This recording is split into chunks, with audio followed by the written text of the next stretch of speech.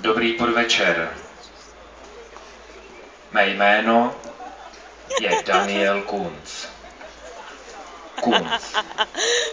A jak šifra mého jména praví, jsem Krajský ústav národního zdraví. 15 sekund zabitých. 15 sekund obed je dobrý. I 15 sekund dělá mistry. I 15 sekund ti pomůže k tomu, aby si měl doma někoho novýho. Stačí 15 sekund, sundaný kalhoty a vyhrnutá sukně. Stačí 15 sekund. 15 sekund.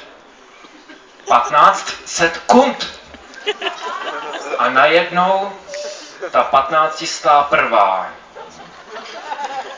To je ona. Seš tam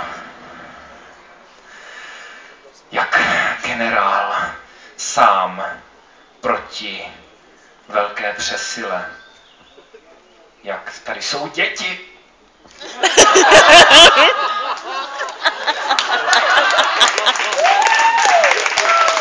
Sakra. 15 sekund. Ti chybí, aby si uběhl 100. 15 sekund, protože máš poslední 200.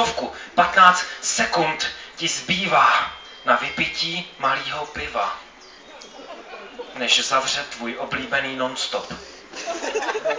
15 sekund, než se tam vřítí někdo cizí.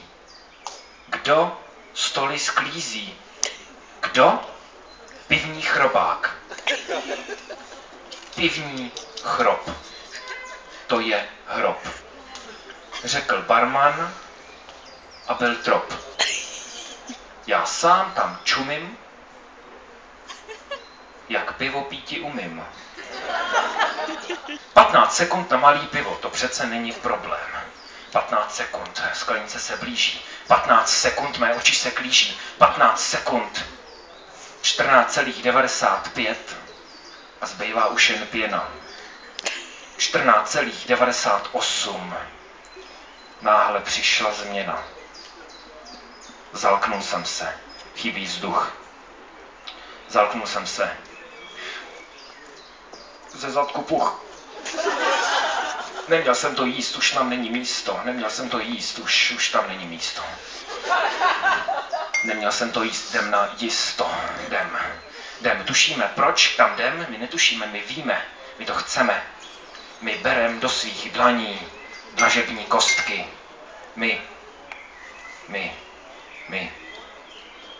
Slemu kostky.